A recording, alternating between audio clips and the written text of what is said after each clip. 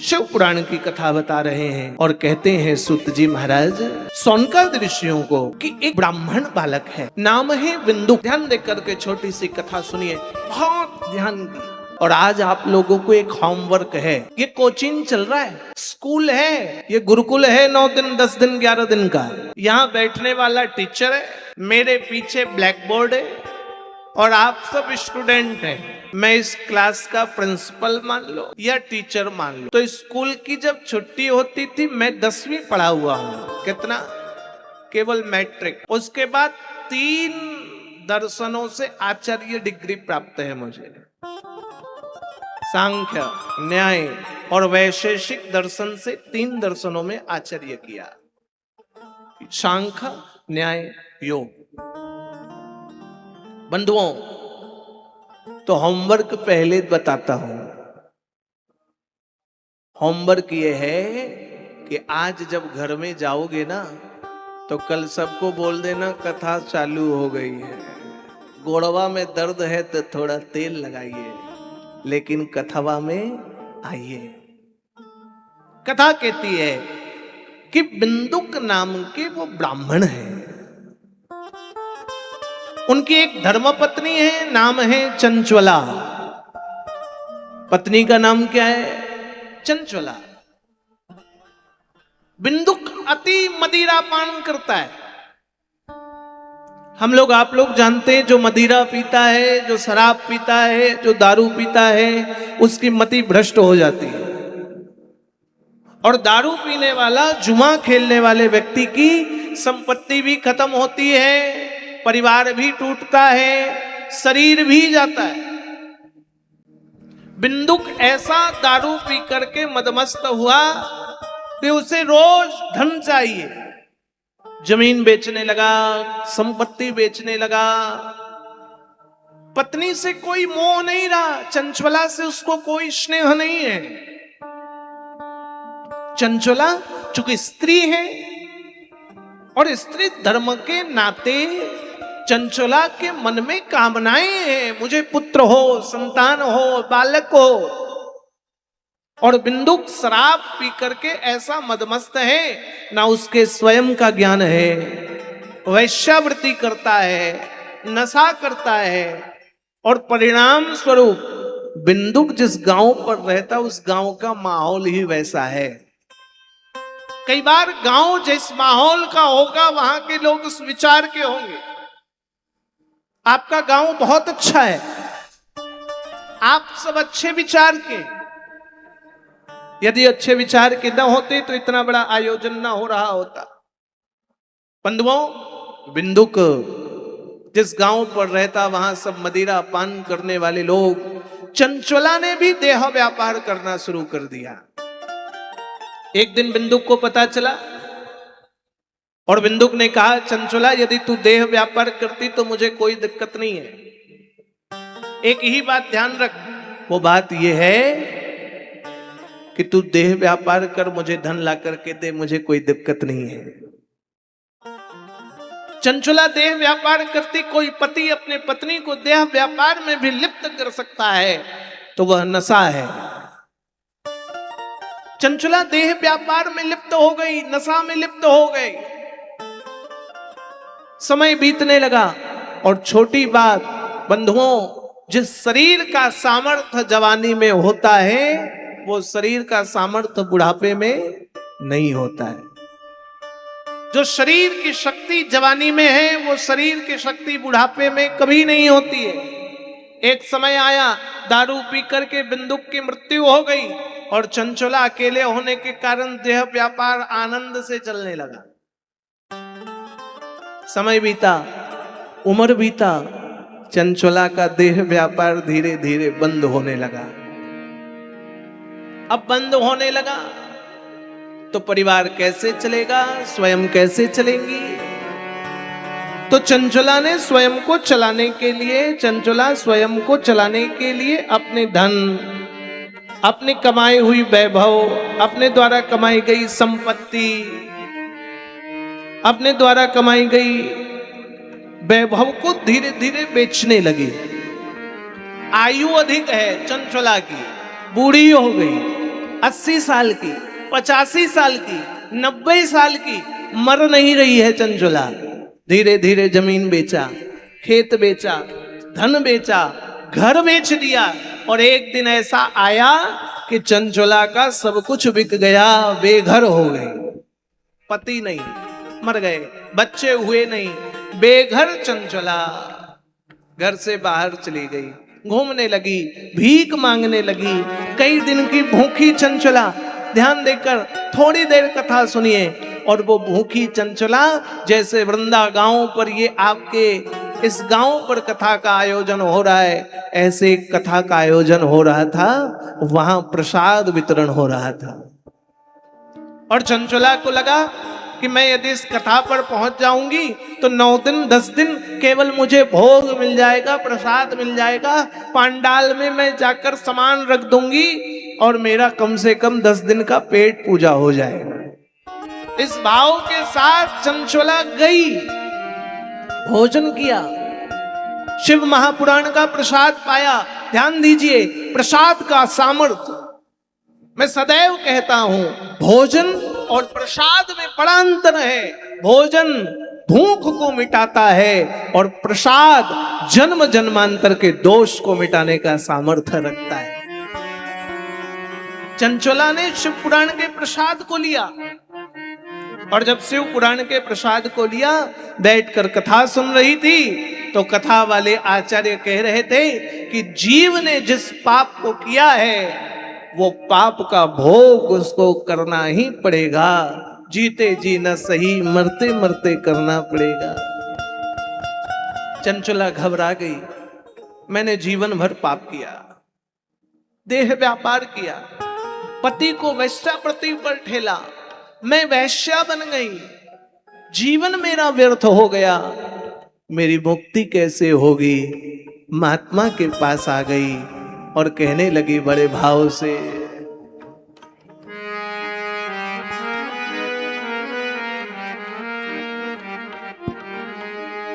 कि मेरा बीते जीवन सारा, साधु को कह रही, महात्मा को कह रही, उन्होंने कहा भगवान शिव की शरणागति पर आओ। हो मेरा बीते जीवन सारा, भोले जी तेरे चरणों में, मेरा बीते जीवन सारा, भोले जी तेरे चरणों में। बीते जीवन सारा, भोले जी तेरे चरणों में, मेरा बीते जीवन सारा, भोले जी तेरे चरणों में।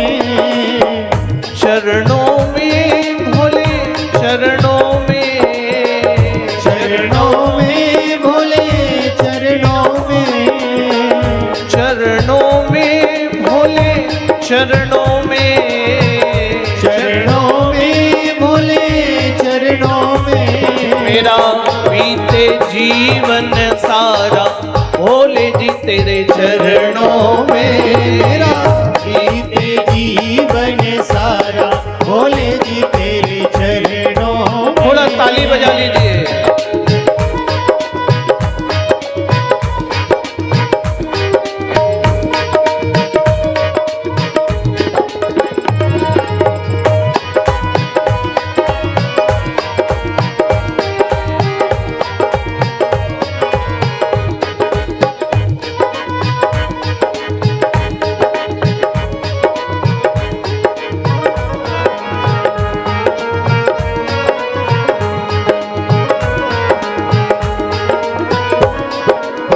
भोले बिना मेरी गति नहीं होगी, भोले बिना मेरी गति नहीं होगी। याद रखिए, संसार में सभी पापों से यदि कोई मुक्ति दिलाने का माध्यम है तो वो शिव पुराण है, वो भगवान भोलेनाथ है।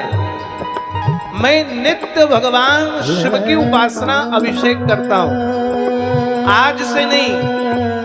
जब मैं 8 साल का था तब से आज तक रोज भगवान शिव को जल चढ़ाता हूं। बिना जल चढ़ाए भोजन प्रसाद हमारा नहीं होता है। 13 साल की उम्र में साधु बन गया। आज मेरी आयु लगभग 31-32 वर्ष की है।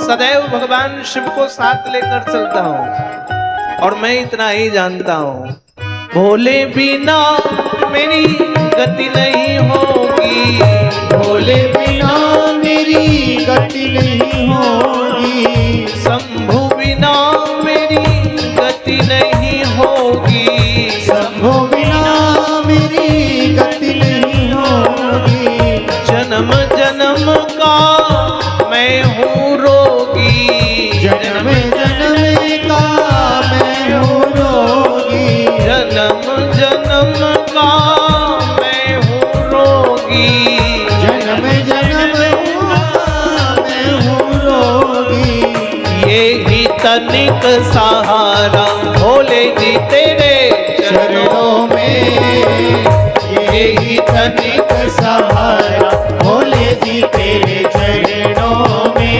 मेरा बीते जीवन सारा भोले जी तेरे चरणों में, मेरा बीत जीवन सारा भोले जी तेरे चरणों में।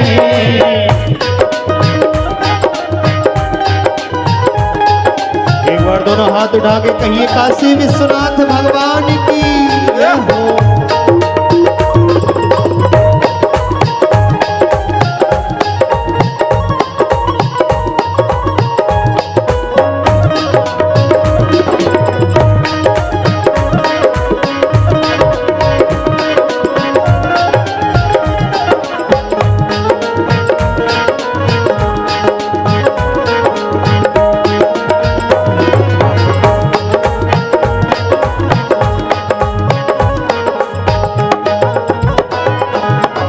भोले का नाम बड़ा ही चंदा, भोले का नाम बड़ा ही चंदा, मेरे भगवान शिव का नाम ही भोला है। किसी भगवान का नाम भोला हो सकता है? भगवान शिव जैसा कोई दानी और भोला नहीं है। मैंने श्रावण के महीने में देवघर में देखा है, 24 घंटे लोग भगवान को जल चढ़ाया करते हैं। यहां तक कि देवघर में लोग भगवान को इतना नहलाते, इतना नहलाते, इतना नहलाते कि पार्वती जी साड़ी दिन भर निचोड़ा करती हैं। लेकिन बाबा कहते शांति से बैठे रहो, वो अवघड़ दानी है, भोले बाबा है। भोले का नाम बड़ा ही चंदा, भोले का नाम बड़ा ही चंदा, भोले की जटा में रहती गंगा, भोले की जटा में बहती गंगा, भोले की जटा में बहती गंगा, भोले की जटा में बहती गंगा, गंगा में डुबकी लगाओ भोले जी तेरे चरणों में, मैं तो गंगा में डुबकी लगाओ भोले जी तेरे चरणों में, मेरा बीते जीवन सारा भोले जी तेरे चरणों में, मेरा बीते जीवन सारा भोले जी तेरे चरणों में।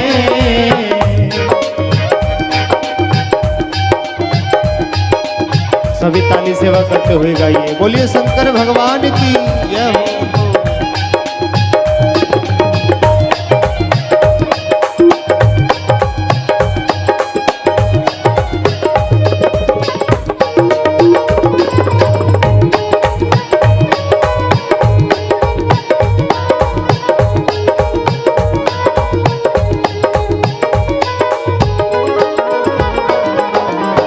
भोले बिना मेरी गति नहीं होगी, भोले बिना मेरी गति नहीं होगी, भोले बिना मेरी गति नहीं होगी, भोले बिना मेरी गति नहीं होगी, जन्म जन्म तक मैं हूँ रोगी, जन्म जन्म तक मैं हूँ रोगी, जन्म जन्म तक मैं हूँ रोगी,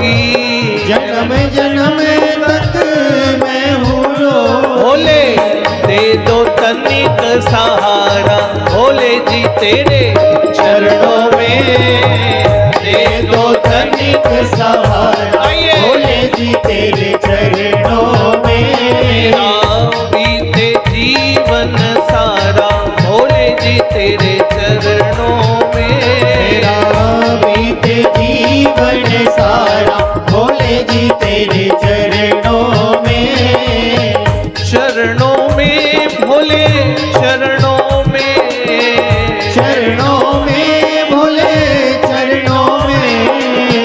चरणों में भोले चरणों में, चरणों में भोले चरणों में। मेरा बीते जीवन सारा भोले जी तेरे चरणों में, मेरा बीते जीवन सारा भोले जी तेरे चरणों में। मेरा बीते जीवन सारा भोले जी तेरे चरणों चरणों में। मेरा बीते जीवन सारा भोले जी तेरे चरणों में। भोले जी तेरे चरणों भोले जी में, तेरे चरणों में। भोले जी तेरे चरणों, भोले जी तेरे चरणों में। भोले जी तेरे चरणों, भोले जी तेरे चरणों में। बोलिए नमः पार्वती पतये हर हर महादेव।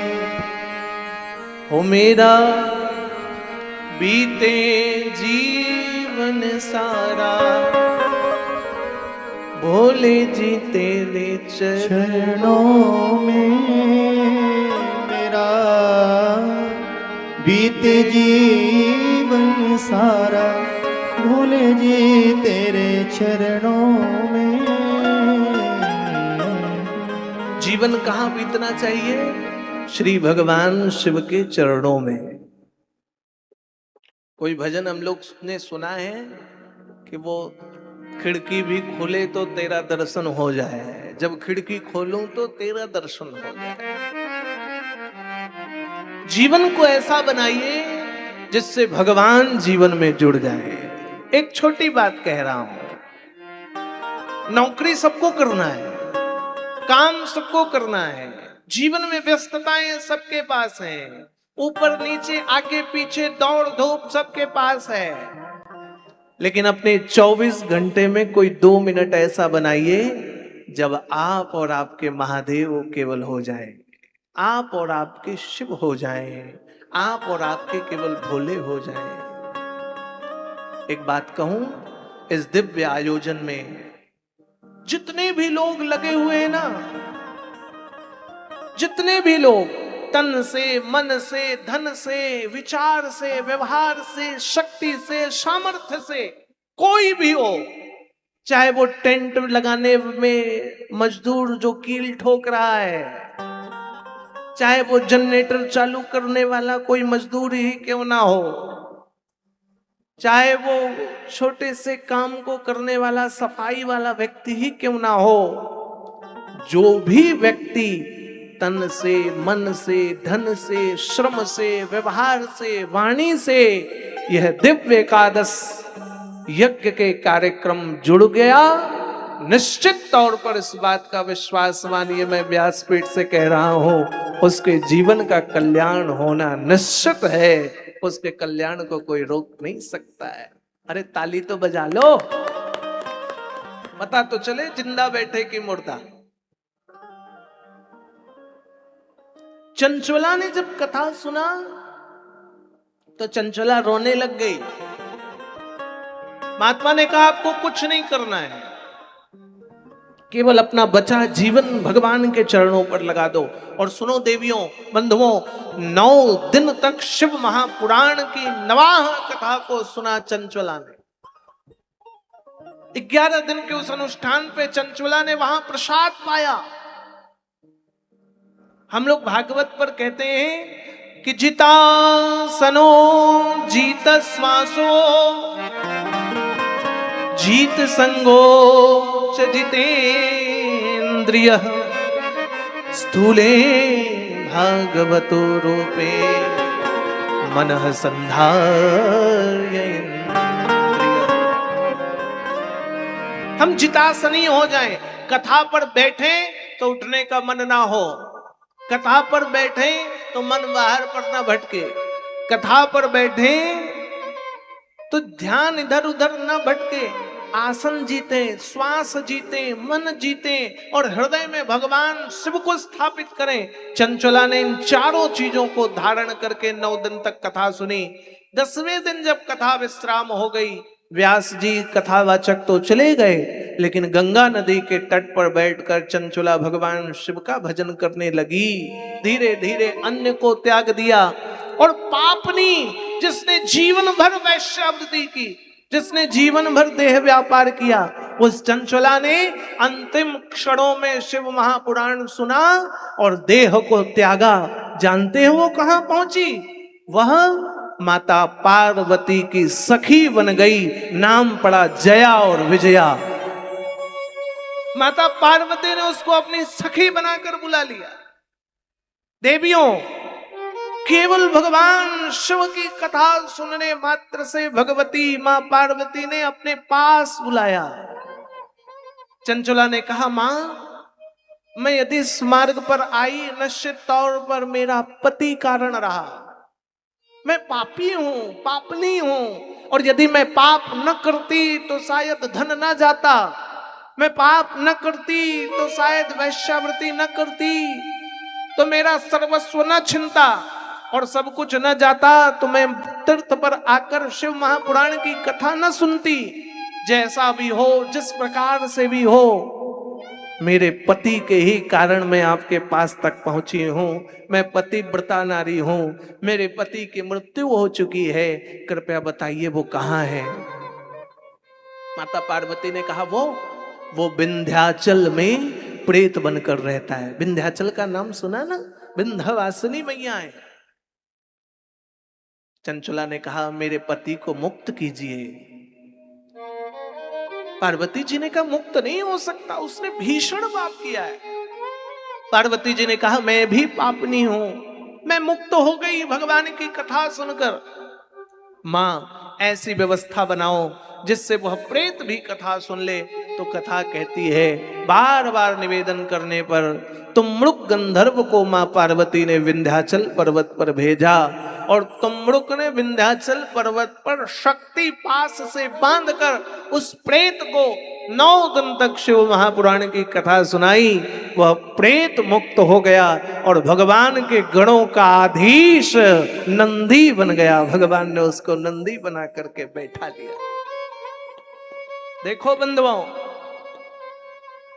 जिसने शिव पुराण सुना, एक को भगवान ने अपना सारथी बनाया। जिसने शिव पुराण सुना, उसको मां पार्वती ने अपनी सखी बनाया।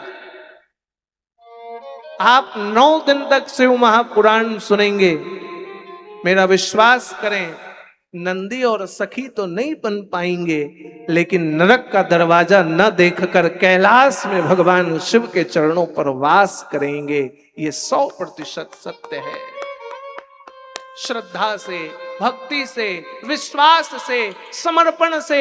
अरे क्या है शिवलिंग में? पत्थर ही तो है, लेकिन जब भाव से उस पत्थर पर जल, दूध, चंदन, अक्षत, समी, दुर्वा, बिल्व पत्र चढ़ाकर और नमः शिवाय हम बोल देते हैं, तो उस पत्थर के कंकड़ में भी हमारे शिव शंकर दर्शन दे देते हैं।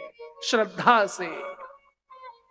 श्रद्धा बड़ी चीज है, विश्वास बड़ी चीज है, समर्पण बड़ी चीज है। आज 11 बज के पार हो गए रात का। कथा का समय हम लोगों ने 6 बजे का रखा है। आधे घंटे की आप लोगों को टाइमिंग छूट मिल सकती है। 6:30 6:30 बजे से कल मैं मंच पर आऊंगा। बाबू को बुला लो। 6:30 से मंच पर आऊंगा तो आधे घंटे में आरती वारती हो जाएगी। 7 से 10, 10:30 मन जाएगा। 11 कथा तो मन के ऊपर होती। आप कुर्सी पकड़ के चिपके बैठे रहोगे तो मैं भी अपने व्यासपीठ को पकड़े चिपके बैठे रहूंगा। मुझे लगा कि झपकी आ रही है तो हम भी कहेंगे चलो राधे राधे। नमः शिवाय।